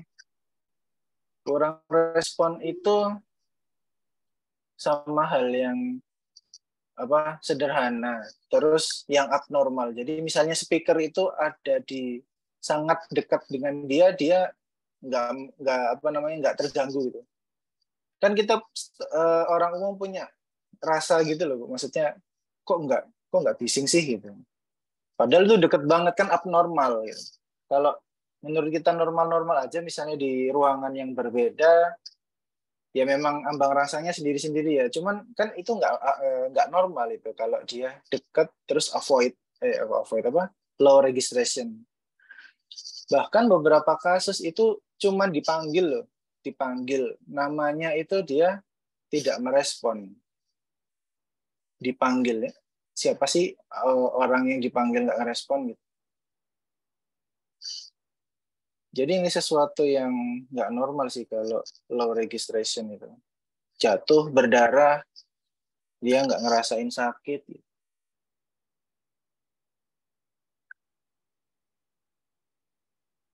Terima kasih, Bapak. Kita lanjut ke pertanyaan yang di kolom komentar, Pak, karena ini sudah banyak sekali ayah Banyak bunda banget yang ya. iya yang isi bertanya. Kayaknya kita lanjut. 100 loh. Iya. Kita mulai dari dulu pertama dari Bunda Ismi. Katanya, apakah anak yang sensori sensitif ada terapinya gitu, Pak? Bentuk terapi dari anak sensori sensitif itu bentuknya seperti apa mungkin kira-kira seperti itu, Pak? Oke, sensory sensitivity itu berarti yang dia tadi responnya sampai ke perilaku. Kalau di Marvel, treatment dari apa namanya, kita fisioterapi. Jadi fisioterapi itu dia dasar dari, kalau kita ngomong fisiologisnya tubuh itu dia harus paham baik dari sensor maupun motor. Nah, treatmentnya nanti ya tentu kita lihat dia yang sensory sensitivity itu yang mana. Ada beberapa treatmentnya, cuman gimana ya? Saya biasanya meriksa langsung nih. Kalau treatmentnya sih ada dari fisioterapi. Berarti untuk masalah seperti ini kan kayak subjektif ya Pak. Kadang, oh iya nih kayaknya itu anak tandanya di anakku banget, anakku seperti itu. Jadi harus ada pemeriksaan khusus ya Pak Yeah. konsorinya ya. Iya, jawabnya jadi Ya, nggak tidak kan. menduga-duga. Harus dilihat anaknya, terus misalnya dia sensor sensitivity di taktil, dipeluk marah gitu. Dipeluk marah, tantrum kalau dipeluk nggak mau, apalagi digendong. Ini apa di taktil atau mungkin di yang lain gitu. Itu juga mungkin berpengaruh. Kan ada 8 tuh dicek satu persatu. Jika dia apa namanya sensitif, itu beberapa treatment kayak kalau saya bilang kayak tendon guard gitu itu bisa diberikan pada case proprioceptik, terus usapan, stimulasi usapan. Jadi intinya saraf itu punya kemampuan adaptasi. Jika ambang rangsangnya itu kita bisa stabilkan antara satu reseptor ke reseptor yang lain, itu bisa terjadi kalau stabil itu bisa menahan itu tadi, rentang overstimulasi itu tadi. Jadi dia bisa lebih fokus, dia lebih bisa nahan atau regulasi emosinya dia baik. Tentu itu pun misalnya kalau tantrum ya, itu nggak bisa selesai sama fisioterapinya saja. Kita juga nanti ada pelayanan di psikologi. Ya, jadi perilakunya udah bener belum? Apa cuman karena sensornya aja? Atau ada perilakunya? Jadi kayak orang tua yang anak nangis diturutin, lama-lama anaknya kalau minta sesuatu pasti nangis. Dipakai senjata. Itu yang mana ya? Kalau saya nggak meriksa langsung, dan itu nggak bisa semenit 2 menit, Bu. Oh iya, pasti. Minimal 30 menit itu. Iya, harus ada screening langsung kan kita berbicara ada beberapa poin-poin yang memang anak mungkin Bu, dipisahin pertanyaan yang konsultasi, soalnya saya juga bingung kalau nggak lihat anaknya gitu. Iya, harus konsultasi pribadinya Bu saya. Oke, selanjutnya ke pertanyaan berikutnya. Dari Bunda Hani Prasetya, dari 7 bulan nggak mau tekstur bubur. Apakah ada masalah di sensori ya Kak? Anakku sekarang sudah 3 tahun tapi tidak mau makan apapun yang teksturnya apapun teksturnya maunya bubur gitu. Berarti ya, apakah masuk gitu? Mungkin ada masalah. Itu tolong kalau sudah 3 tahun itu udah menu rumah Bu. Udah menu rumah, nasi ayam gigit langsung, ayam paha digigit bisa. Apalagi dari 1 tahun juga kan. Coba diperiksa, coba diperiksakan untuk detailnya ada nggak masalah di sensornya. Atau cuman dia karena perilaku aja. Atau mungkin kelemahan otot juga bisa, otot rahang. Jadi dia ngunyah nggak mau. Jadi macamnya banyak, diperiksain itu ya. Iya, iya. Oke, selain dari Bunda Ika, aku laki-laki, usia 3 tahun 4 bulan. Masih ngeces, katanya Panji ngeces itu kayak mengeluarkan Iya, liur ya. drooling namanya. Oke. Dan di bagian lehernya ada benjolan. 3 bulan yang lalu sudah pergi ke DSA, katanya ke dokter spesialis anak, tapi katanya tidak apa-apa. Tapi sampai sekarang masih ngeces itu, apakah ada termasuk kepada overstimulasi itu sendiri atau bagaimana Pak untuk kasus begini? Kalau ngeces sih, ini 80% masalah otot. Otot di mana? Di oral. Lebih tepatnya di bibir sih.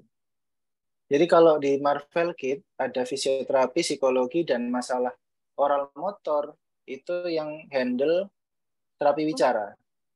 Jadi dia punya teknik untuk menstimulasi otot-otot di dalam oralnya dengan beberapa alat, terus menggerakkan beberapa oral motornya termasuk kayak lidah, bibir, mengatuk bibir. Itu harus latihan mengatuk bibir itu kalau drooling biasanya.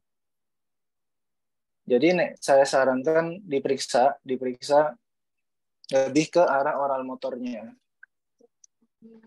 Gitu. Kalau masalah benjolan saya kurang tahu, bisa banyak faktor sih. Ya, tadi 3 penanya dari kolom komentar. Kita lanjut lagi dari raise hand ya Bunda yang mau bertanya secara langsung. Coba kita angkat tangannya. Oke, selanjutnya ada Bunda Khairin Nuriyah. Bunda, silakan dibuka kamera dan open mic-nya.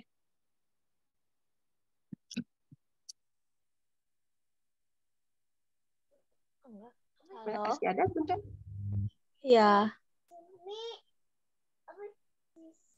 Saya nggak bisa mulai video lagi. Ini anak saya mau tidur. Lagi nyusuin. Tuh. Oke, terima kasih untuk kesempatannya. Izin bertanya Pak Yudi. Pak Yuda.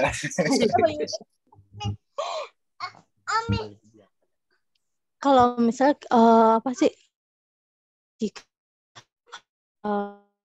respon anak itu didiamkan saja. Terus yang kedua, kalau kita mau anak kita itu ada gangguan sensor, sebenarnya pertama tahap kita periksa itu kemana dulu gitu, ke dokter, ke psikolog, atau langsung ke terapis kayak gitu Pak.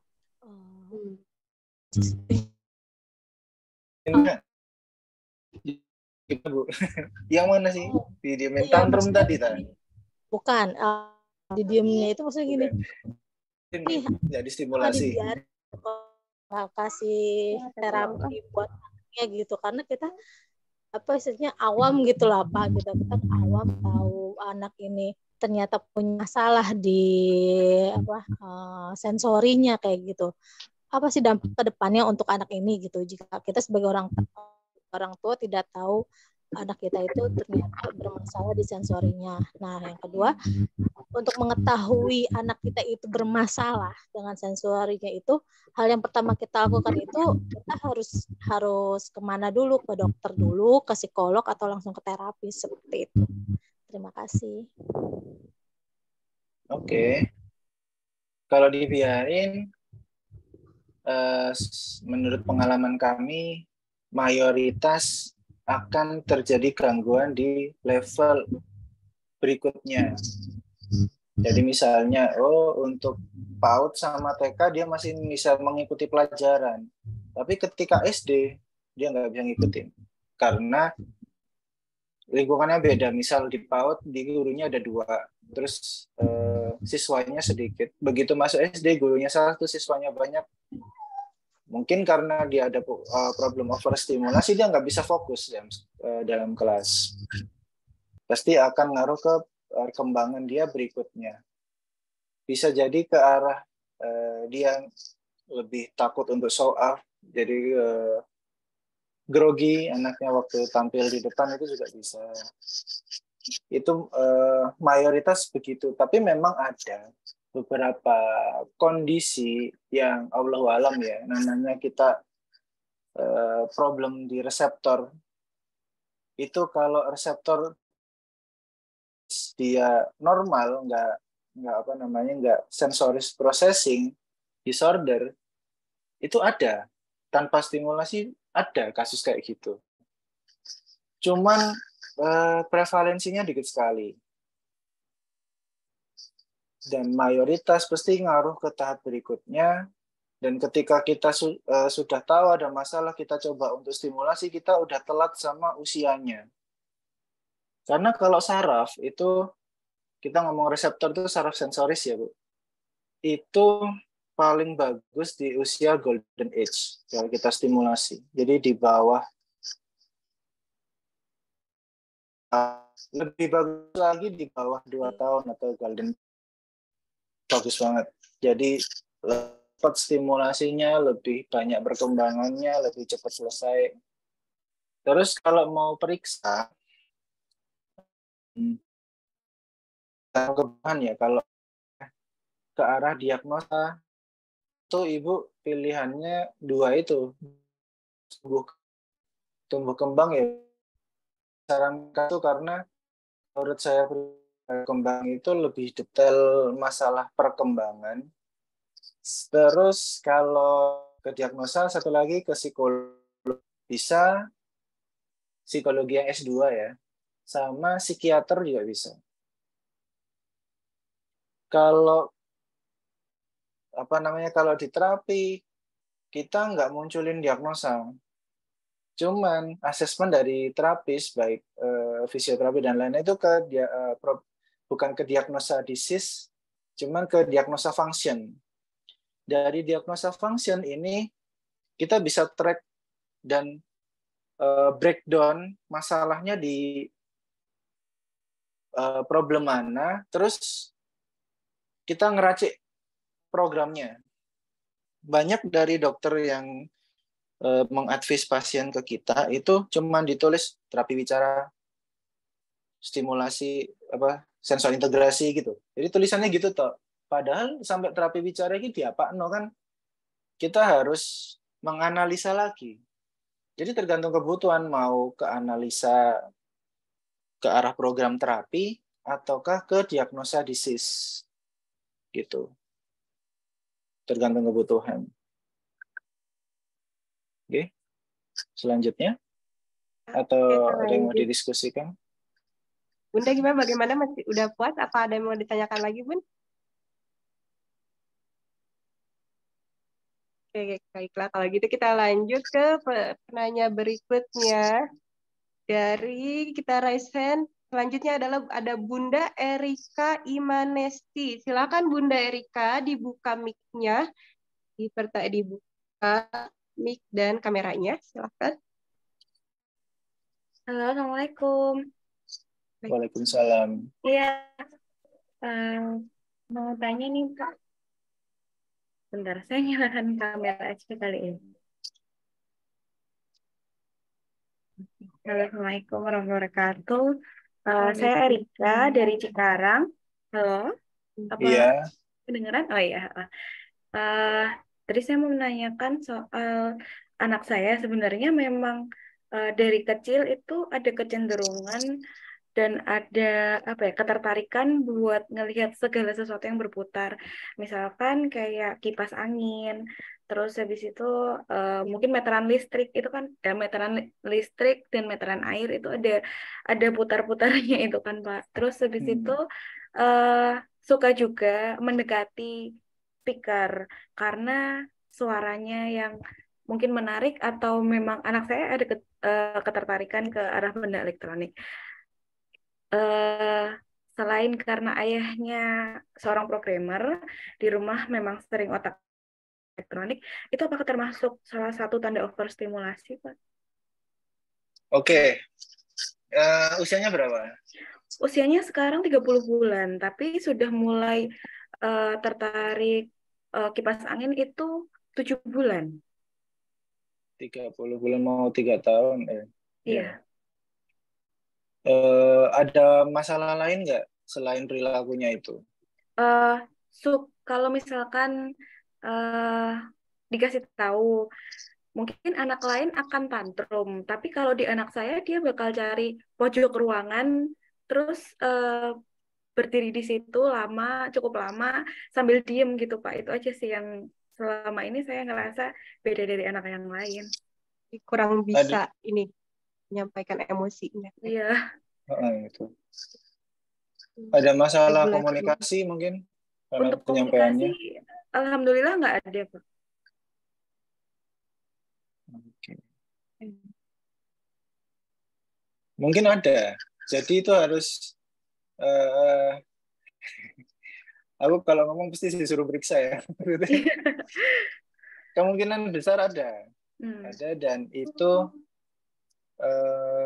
mungkin akan berpengaruh sampai yaitu tadi ketika levelnya naik dengan materi yang lebih sulit dalam kehidupannya, itu kemungkinan ada problem, cuman saya nggak tahu detailnya di mana karena harus melihat dan observasi, asesmen ya, diperiksa dulu. Tapi kemungkinan besar, kemungkinan sih Bu. Ya. Jadi cobalah udah diperiksa sekali-sekali. Ya, Pak, ya? Jadi untuk gejalanya udah ada ya Pak? Kemungkinan sih. Jadi periksa lebih detail itu. Oh iya, ya Pak. Terima kasih Pak buat Iya. jawabannya. Iya, bagaimana Bunda? Masih ada yang mau ditanggapi lagi? Masih ada yang mau itu apa? Sudah saja. Alhamdulillah udah terjawab, Mbak. Sudah terjawab. Alhamdulillah ya Bunda ya. Terima kasih Bunda. Sama-sama. Bunda Erik. Oke, selanjutnya. Bapak, kita masih mau pertanyaan, masih banyak. Nggak apa-apa Pak, dilanjut saja. Sampai 45 ya? Oke, siap. Berarti ya beberapa lagi ya. Kita ada yang di kolom chat lagi. Berarti kita lanjut tadi yang di kolom komentar. Biar diselang-seling. Kalau dibaca semua ini udah sampai ratusan pertanyaannya. Iya. Oke, selanjutnya dari Bunda Nur Fitratus. Ini tadi sudah ya. Yang ini dari Bunda Dwi Putranti. Anak saya 4,5 tahun masih kesulitan menggambar. Bagaimana melatihnya? Memang didiagnosis sensory processing disorder. Oh, jadi memang sudah didiagnosis. Terus bagaimana cara melatihnya mungkin? Oke, kalau sudah didiagnosis, ya insya Allah 90% ya. Nah, kalau gambar, itu menurut Myler tadi, dia ke arah perencanaan gerak. Kalau perencanaan gerak berarti dia bisa dimasukkan ke okupasi terapi. Okupasi terapi dia ke arah, kalau okupasi terapi dia kan ke arah aktivitas daily living. Jadi hubungan tentang motorik halusnya, kebutuhan dia tentang menulis, memakai baju, itu nanti akan dilatih oleh teman-teman dari okupasi terapi. Nah, permasalahannya mungkin akan bias dia gangguan perencanaan gerak atau kurang stimulasi dari motorik halus, atau mungkin ada kelemahan otot, atau mungkin dari kalau kita ngomong hand-eye coordination-nya ada masalah. Jadi itu akan kembali lagi ya, diperiksa lagi. Tapi kalau menurut saya dia cocoknya di masalah menulis itu di okupasi terapi. Kalau mau periksa ke sana, mau treatment ke sana.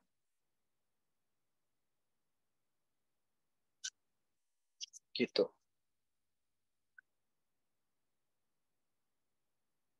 Masih mute? Iya. Selanjutnya ada pertanyaan yang menarik dari Bapak Indra Sakti. Anak usia 2 tahun 7 bulan, duduk masih sitting, bagaimana cara menstimulusnya agar tidak duduk quiet sitting, terus kalau lagi fokus suka menggigit lidah. Itu kenapa ya? Dan bagaimana cara melatih anak yang dominannya tangan kiri? Katanya Pak, silahkan. Sitting, kalau sitting tentu postural ya. Kalau postural, biasanya sitting itu terjadi karena imbalance. Yang pertama itu. Yang kedua bisa karena problem di sensorisnya, sensoris vestibular sama proprioseptik. Kalau masalah imbalance tentu kita bikin balance dong ototnya, terutama di extensor sama flexor sama core muscle. Udah selesai.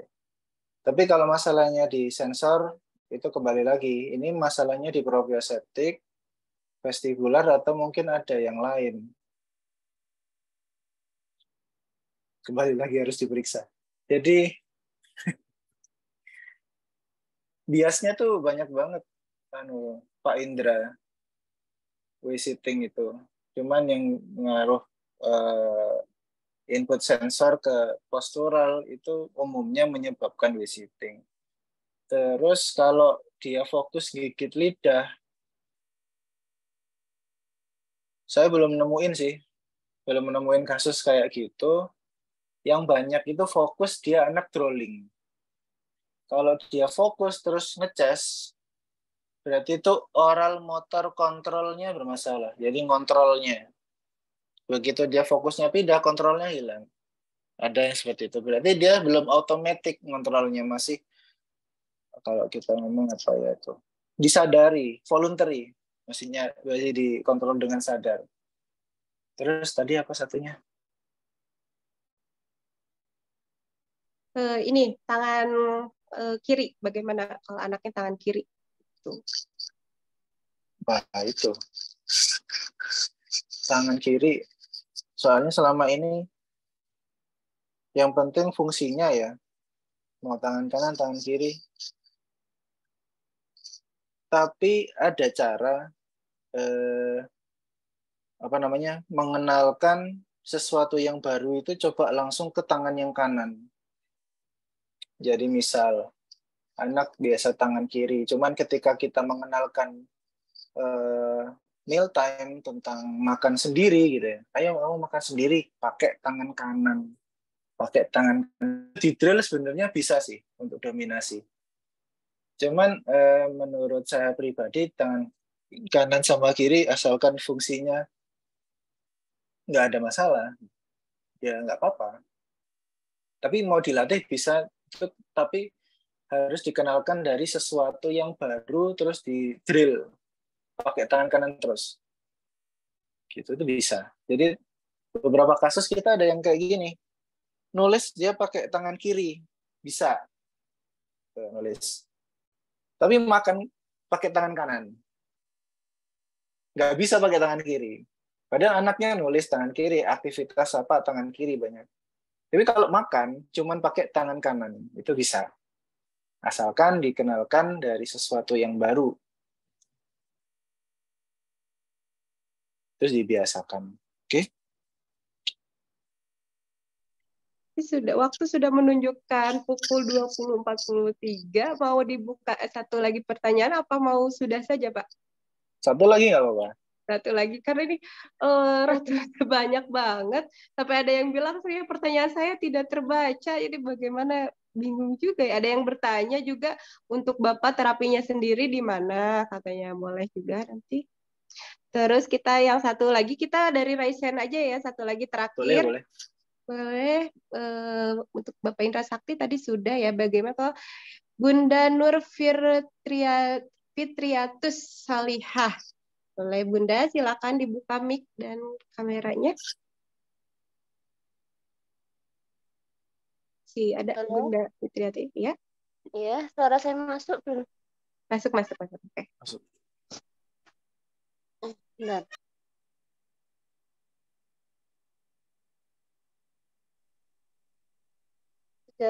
Sudah nampak.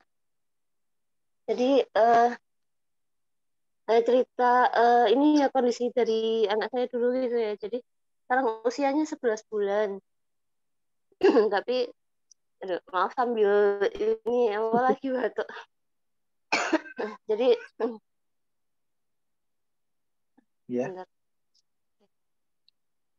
Jadi usianya itu sekarang 11 bulan, tapi sejak akhir 8 bulan itu sempat GTM, terus nggak mau apa ya, susah makan kayak gitu. Terus habis itu dia mulai tak kenalkan makanan yang bertekstur padat kayak nasi gitu. Ternyata nggak tersedak, dia mau jadi berbagai macam makanan padat kayak nasi, lontong, arem-arem, ikan nila, lele, kayak gitu, ayam suwir kecil, kayak gitu itu mau sampai sekarang. Tapi masalahnya itu dia nggak mau ketika balik lagi ke tekstur yang lembek kayak bubur, nasi, bahkan nasi tim atau nasi lembek itu juga dia nggak mau kayak gitu.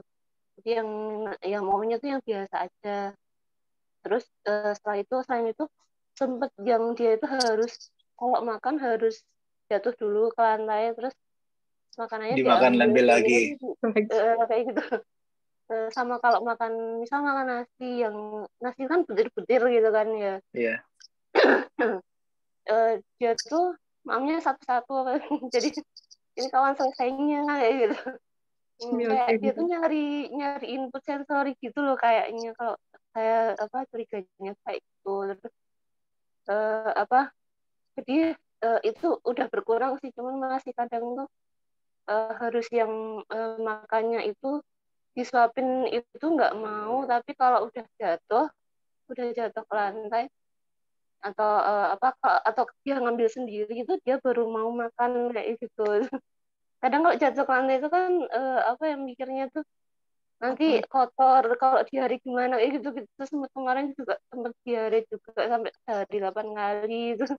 Punya kan mau ngelarang itu tuh gimana gitu loh. Itu tuh apakah emang anaknya kurang sensori atau enggak? Soalnya sebelumnya itu sempat main di rumput, merangkak di rumput kayak gitu. Awalnya takut, tapi lama-lama kayaknya lama-lama udah terbiasa. Terus main yang lembek-lembek kayak main di lumpur kayak gitu di bawah air terjun kayak gitu itu sama bapaknya seneng, bahkan sempat mau dimakan juga kayak gitu. Tapi kalau makan yang lembek itu misalnya kuning telur atau agar-agar puding yang benar-benar hancur gitu, itu dia ekspresinya geli gitu, kayak badannya gerak-gerak kayak gitu. Nah itu tuh itu tadi apakah ada masalah sensorinya, terus harus eh, apa harus distimulasi kayak gimana tiap harinya gitu sih. Makasih. Oke. Iku nek saya bilang itu wis wayahe itu. Jadi sudah waktunya dia memang tekstur itu naik. Jadi anak secara otomatis dia akan menolak tekstur di bawahnya. Karena itu dibutuhkan untuk dia. Mungkin giginya juga dalam masa pertumbuhan, jadi dia untuk menstimulasi giginya supaya mungkin komplit. Giginya udah komplit belum kan? Nah, itu juga bisa. Habis itu anak yang makan jatuh terus dimakan lagi, itu dia sebenarnya melatih hand-eye coordination itu. Dan itu diperlukan buat anak untuk meningkatkan justru malah ke fokus kayak gitu. Jadi tinggal kita sebagai orang tua yang ngakalin gitu. Kan jatuh kotor ya. Oke, kamu makan di meja. Gak mau disuapin, mau makan sendiri, kasih finger food. Ibu bikin nugget, ya kan? Taruh aja depannya, nanti dia makan sendiri. Misalnya juga nggak bisa duduk di kursi, makanya tuh merangkak kemana-mana gitu, ke teras lihat ayam kayak gitu. Oke, mungkin awal-awal sulit sih Bu, tapi harusnya itu dibiasakan bisa sih. Ada kursi yang ada mejanya. Jadi kalau kita ngomong meals rules-nya itu harus benar, harus dapat. Kamu makan duduk, itu harus konsisten. Konsistensi pasti takutnya anak jadi nggak mau makan nih gimana? Nggak apa konsistensi. Awal-awal pasti nangis, pasti apa teriak-teriak gitu. Tapi selama ini juga kalau saya lihat sih normal sih anak itu. Terus bisa harusnya dikasih meal rules itu harusnya bisa. Duduk di kursi harusnya bisa. Gitu. Terus meja kasih finger food biar makan itu sendiri nggak apa-apa. Bahkan beberapa anak itu ada yang bosen sama sendok gitu. Misalnya sendok sing warnanya biru udah masuk, terus kok nggak mau masuk lagi. Kita akalin ganti sendok. Mau loh. Ganti warna gitu mau loh. Gak mau lagi, ganti lagi. Nggak mau pakai sendok disuapin. Jadi pinter-pinter kita sih.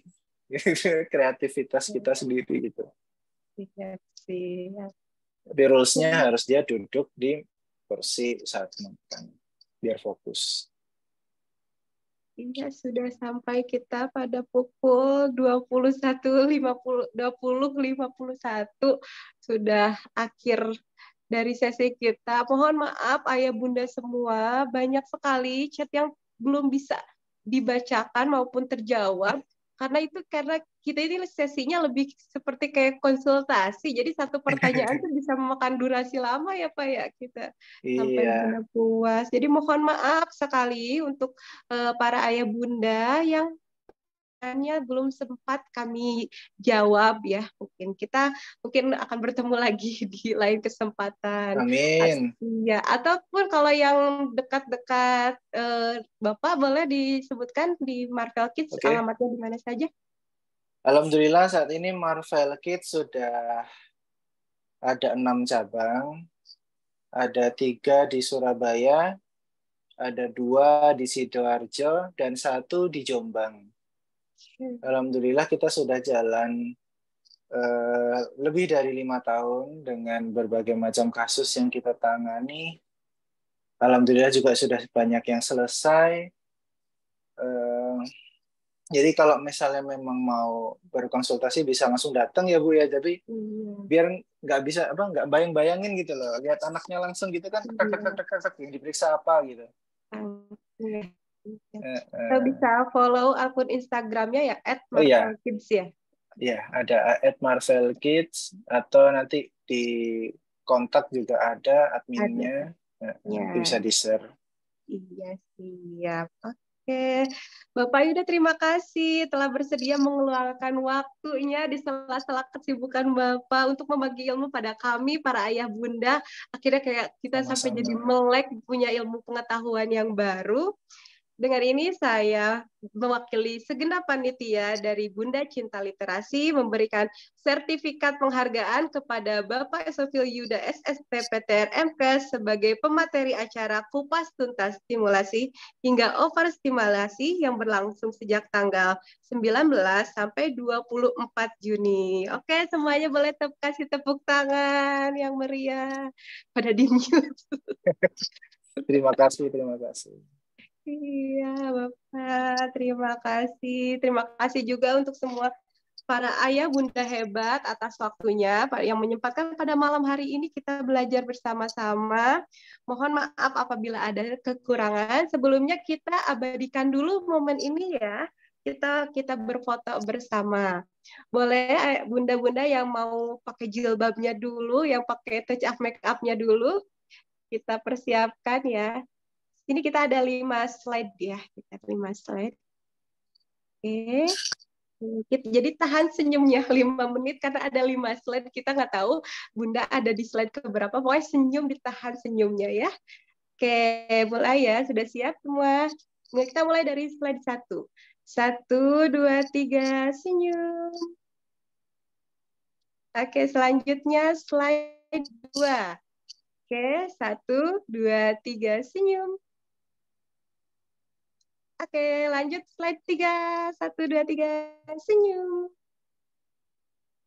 Terakhir, slide 4. 1, 2, 3, senyum. Dan slide terakhir sudah tidak ada yang menampakkan diri di open kamera, sudah cukup saja. Sekian saya Indrika Maria beserta Bapak Sofil Yuda pamit undur diri. Iya. Selamat malam, selamat beristirahat. Assalamualaikum warahmatullahi wabarakatuh. Waalaikumsalam. Mohon maaf Bapak, kalau terima ada kurangnya kasih. ya. Iya, Mohon maaf Bapak terima sebelumnya. kasih. Terima kasih waktunya dan Assalamualaikum. kesempatannya. Iya. Langsung keluar ini. Iya. Iya. Makasih.